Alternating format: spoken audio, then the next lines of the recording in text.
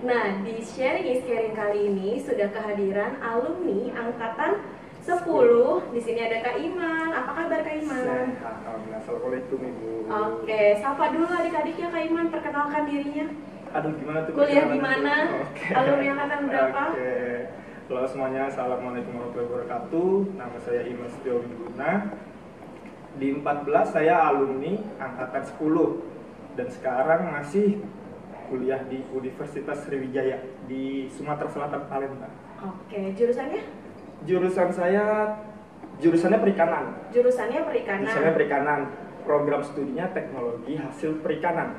Teknologi Ya. hasil perikanan itu program studinya. Oke, nah berarti artinya kita hari ini mau ngebahas tentang kurang lebihnya terkait dengan jurusan perikanan ya Kak Iman ya. Nah ini Kak Iman semester berapa sekarang? Sekarang semester 8. Sekarang semester 8. Ini artinya udah banyak banget pengalaman yang didapat dong Kak. Sudah. Apalagi di Unsri jauh dari kota Bekasi. Ya, betul. Oke, mungkin sebelum kita ngebahas tentang perikanan itu sendiri, Ibu mau tanya dulu nih, Ya. Kak Iman kan diterima di program studi teknologi hasil perikanan ini jalur SBMPTN. Nah, masih ingat nggak sih sebelum diterima di SBMPTN, Kak Iman tuh nyoba jalur apa aja sih? Oh, kalau saya pribadi yang pasti yang dari sekolah tuh yang SNM ya itu. SNMPTN. SNMPTN. Nah, Oke. kalau untuk jalur-jalur yang lainnya itu kayak misalnya tes mandiri Oke. dan lain-lainnya Ujian itu mandiri. saya enggak mencoba. Nggak mencoba karena Ya. SBMPTN kan sebelum ujian mandiri Ya, Kak ya. yang D3 apa jalur? Yang jalur vokasi. Vokasi. PMDK itu nyoba Kak? Tidak. Tidak, berarti Kak Iman hanya nyoba fokus. SNMPTN sama SBM. Pada saat nyoba SNM, masih ingat nggak sih Kak pilih apa waktu itu? SNM itu saya juga waktu di awal itu juga langsung nggak ini sih Bu. Nggak apa? Nggak lulus. Langsung nggak lulus? Langsung. Jadi oke. ikut dari ini aja yang rapor. Yang ini ya, kan udah masuk PDSS. Ya, Kan ada masuk. 4, zaman Kak Iman berapa persen ya? 50 atau 7, masih 75%, kalau nggak salah angkatan 10 itu 75%. Nah Kak Iman belum lolos ke 75% itu. Oke. Habis itu langsung mencoba fokus di SBM. Oke, alhamdulillah dapat juga ya di SBM ya. Terus kan ada 2 universitas 3 prodi kalau nggak salah angkatannya Kak Iman. 3 univ. 3, oh masih 3 Tiga univ ya malah universitas. iya. 3 universitas. Iya, makin kesini makin dikurangi Oh, tuh 2 univ. iya itu Yang perubahan ya Bu? perubahan yang angkatan 11 tuh udah 2 iya. univ. Iya. Tapi masih 3 prodi. Nah, Kak Iman tuh pilihnya apa aja dulu? Pertama tuh saya di IPB. Pilihan Pertama IPB. perikanan juga. Ilmu kehutanan. Ilmu kehutanan. Oke. Yang kedua Universitas Sriwijaya. Kedua Unsri. Teknologi hasil perikanan. Yang ketiganya Universitas Lampung. Unila. Saya lupa prodinya. Pokoknya intinya yang pertama tuh kehutanan IPB, yang Kehutanan kedua IPB, Unsri, perikanan, yang ketiga lupa. Iya. Oke, tapi Unila. Unila, prodinya tapi lupa. Lupa. Nah, jadi pada saat angkatannya Kak Iman itu berapa tahun yang lalu itu masih 3 universitas. 3 universitas. Jadi bisa fleksibel ya, leluasa banget sebenarnya. Bisa Nah, kemana-mana. kalau sekarang adik-adiknya malah hanya 2 universitas dan 2 prodi. Kalau angkatan dulu tuh yang angkatan 11 3 prodi ya. 3 prodi. Gitu. Jadi tiap tahun tuh ada perubahan. Ada perubahan. Oke, jadi seperti itu. Nah, langsung saja Ibu pengen tanya, alasan Kak Iman akhirnya atau kenapa sih bisa kayak mantep, oke fix saya pilih jurusan perikanan. Terus akhirnya prodinya teknologi hasil perikanan gitu. Kenapa alasannya milih itu? Iya, yang pertama kalau misalnya dari niat awal kehutanan tadi Bu. Ya, awalnya kehutanan. Awalnya saya kehutanan, tapi Oke. karena kena nggak bisa lah, mungkin kan tempat saya bukan di kehutanan. Oke. Di perikanan ini kan. Nah, niatannya tuh awalnya tuh belum ada Bu. Pas sudah masuk semester 3 seterusnya ke itu baru saya mengerti, oh jadi banyak perikanan. Perikanan itu bukan hanya mengurus ikan saja. Ini semester 3 apa nih Kak? Semester 3 kuliah. Oh, jadi pemilihan prodinya tuh Di semester 3. Oke. Ya, Jadi pas masuk itu jurusannya perikanan dan ternyata ada prodi-prodi pilihannya. Ya. Prodinya apa aja? Yang pertama budidaya. Budidaya. Ya, di Unsur ya, Bu? Iya, di Unsur budidaya. Pertama budidaya, yang kedua teknologi hasil perikanan. Ada dua berarti. Nah, di semester 3 akhirnya ke yang teknologi hasil perikanan. Iya.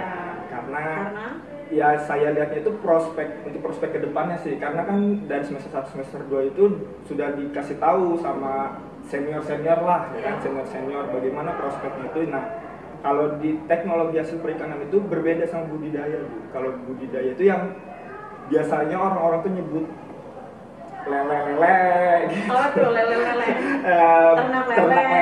Ternak ikan apa gitu. Nah, kalau di teknologi hasil perikanan kami ini di bagian keamanan pangannya sebenarnya. Keamanan pangannya contohnya misalnya? Contohnya kayak misalnya ikan ini bisa bertahan berapa lama kalau sudah di darat. Di darat. Ya. Lalu nanti diolahnya gitu nggak sih? Iya, diolahnya. Jadi kami bagian dihilir. Oke, dihilir bagian yang hasilnya. Oke, bukan ke ikannya gitu ya. Kalau budidaya kan berarti kan gimana caranya ikan itu dibudidayakan, terus di airnya gimana? Pengairan apa namanya, lingkungan hidupnya gitu kan. Nah, kalau Kak Iman lebih ke hasilnya. Mau diolah apa, terus bagaimana hasil itu bisa jadi pangan ya? Betul. Berarti ada persamaannya nggak sama teknologi pangan? Iya, teknologi hasil pertanian, teknologi hasil perikanan, teknologi hasil pangan. Itu mencakup semuanya ya, karena kalau perikanan menjurus hanya di perikanan saja, Bu. Kalau pangan sama pertanian itu bisa general kan banyak.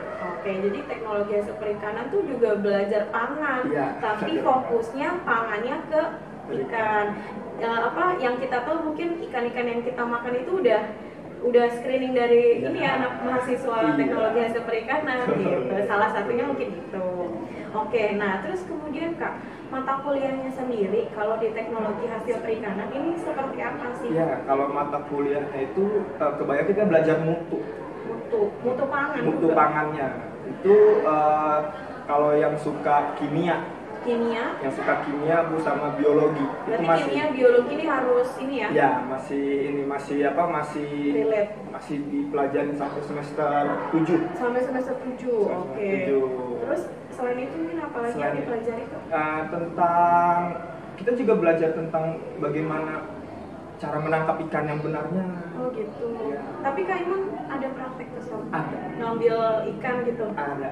Mancing gitu? Kalau mancing nggak? Mancing itu nggak pernah. Nggak, tapi lebih ke? Jadi kalau biasanya itu ikannya tuh udah disiapin. Ikan udah disiapin, nah terus misalnya besoknya praktikum tentang misalnya preparasi ikan. Nah, preparasi ikan kita belah ikannya, kita lihat bagian-bagiannya seperti itu. Makanya di biologi masuk ya. Bagian dari biologi. Nah, sulit nggak sih menurut Kak Iman? Di awal-awal itu, Bu, yang sulit. Pas menentukan ingin kemana nih, apakah ke teknologi atau ke budidaya, gitu kan? Itu yang sulit. Berarti sulit memilih. Sulit memilih. Kenapa? Apa yang bikin sulit? Karena pertama pasti di mata kuliahnya. Di mata kuliahnya beda. Mata kuliahnya beda. Kedua di bagian praktikum lapangannya. Apa tuh? Nah, kalau praktikum lapangannya, kalau di budidaya perikanan itu dia tuh di kolam. Di kolam ikan. Ya, kolam ikan. Kalau kami yang teknologi hasil perikanan di dalam lab. Dari ruang lingkupnya beda. Ya, sudah beda. Berarti banyakan indoor dong. Di dalam. Iya, maksudnya bagian kami di dalam. Ya. Itu ngapain aja Kak di dalamnya? Kayak tadi preparasi ikan kan harus belek-belek. Gitu. Mutunya gimana nih ikan ini? Mutunya gimana gitu ya? Ya, terus juga ada bagian yang mungkin sulit, Bu. Apa tuh? Di bagian semua teknologi hasil. Teknologi hasil itu kita ini masih memainkan mikrobiologinya. Itu yang kesulitannya itu ya? Sulitnya. Itulah makanya kenapa kimianya masih relate sampai semester 7. Biologi kimia tuh ya, benar belajarnya. Oke, dan jadi itu jadi kesulitan yang mungkin bisa jadi referensi nih buat adik-adiknya antara memilih teknologi hasil perikanan atau budidaya gitu. Kalau budidaya lebih ke outdoor ya di kolam gitu kan. Tapi black ikan juga enggak dia ya? jarang sih black ikannya, dia malah misalnya pakan. Oh, pakan ikannya.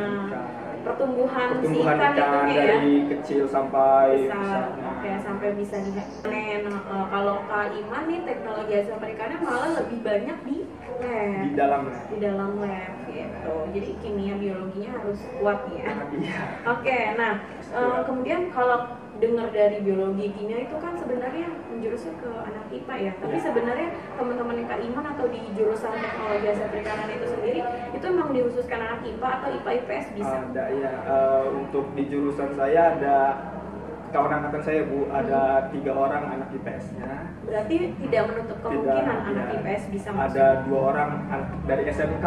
SMK jurusan teknik mesin lah ya. Oh, teknik komputer ya. Agak relate gitu ya, tapi bisa ya? Bisa masuk. Oke, kebanyakan jalur apa itu Kak? Kalau di saya SBMPTN. Banyakan ya? Yang anak IPS maupun SMK ya? Oke, berarti lebih berpeluang IPA IPS bahkan SMK jurusan teknik mesin pun kayak mana punya teman masuk di teknologi hasil perikanan.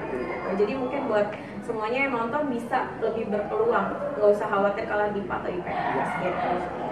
Ya, tinggal jalurnya ya Kak ya, jalurnya lebih banyaknya di SBM. Kalau gitu.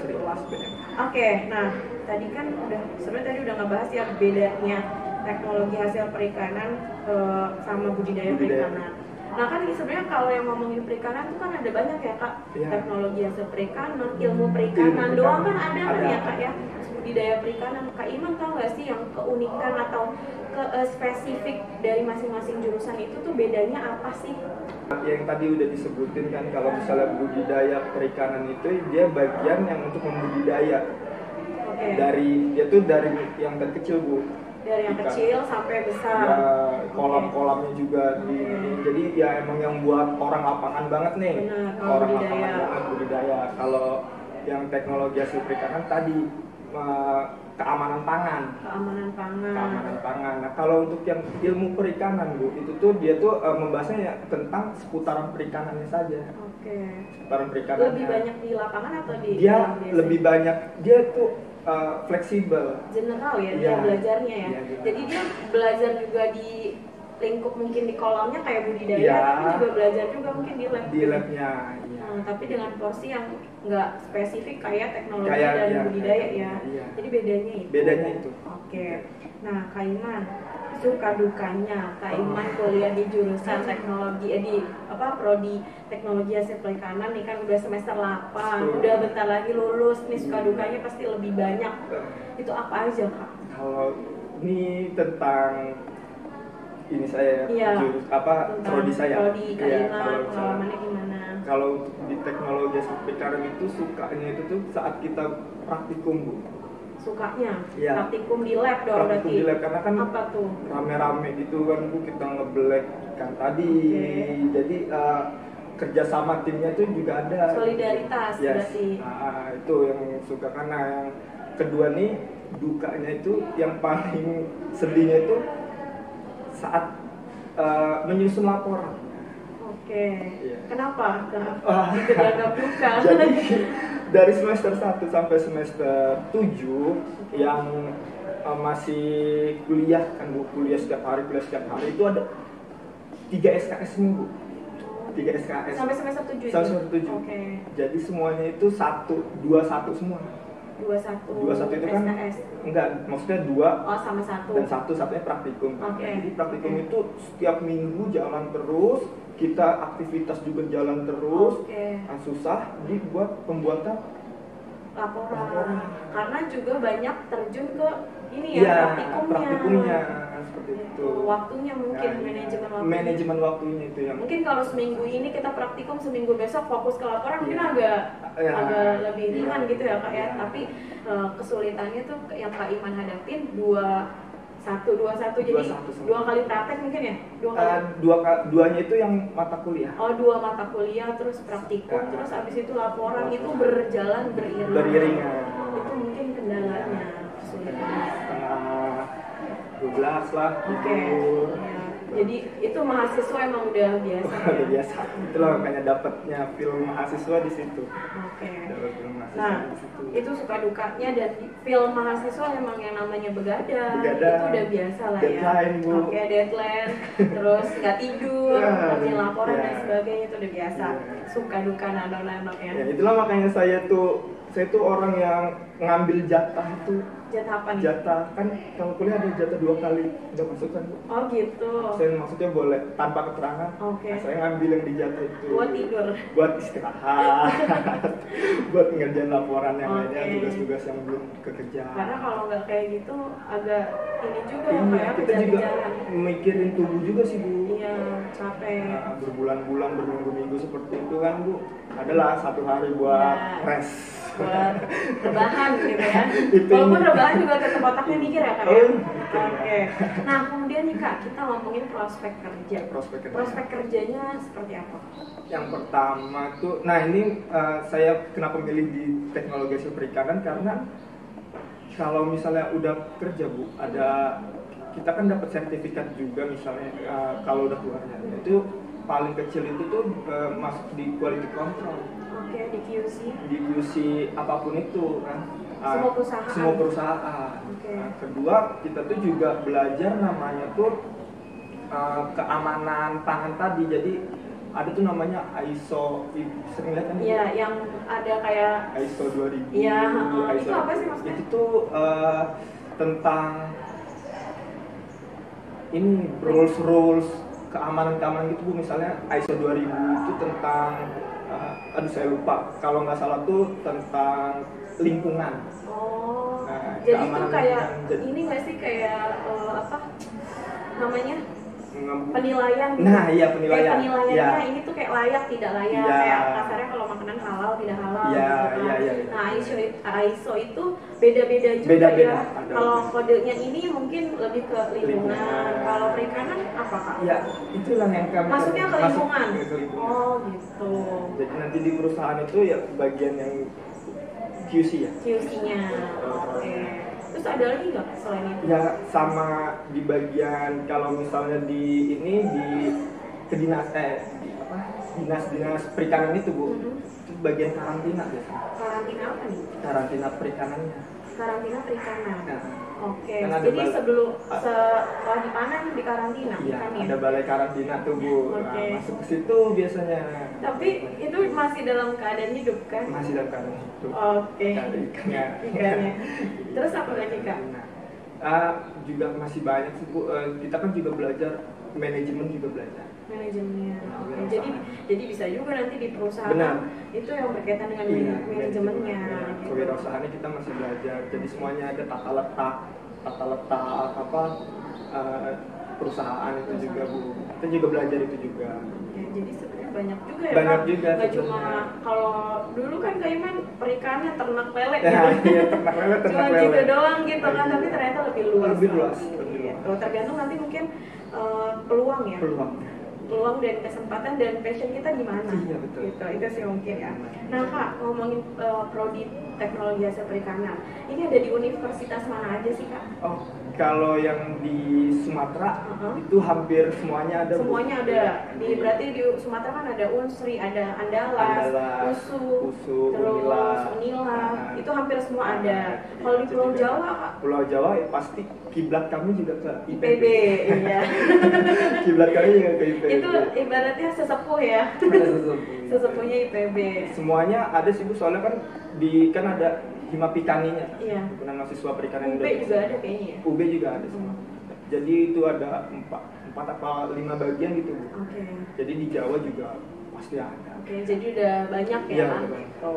Nah, menarik banget nih berarti nih kita ngomongin perikanan. Ada lagi nggak sih Kak mungkin yang apa sih yang menarik dari perikanan Iya. nih untuk adik-adiknya mungkin dapat insight bahwa ih menarik juga nih gitu kan dari Kak Iman yang udah kurang lebihnya 8 semester kan udah banyak gitu kan apa yang kekhasannya atau kemenarikannya Iya, supaya jadi- adik-adiknya tertarik. Iya, siap. Jadi untuk semuanya nih perikanan itu tuh bukan hanya ikan saja.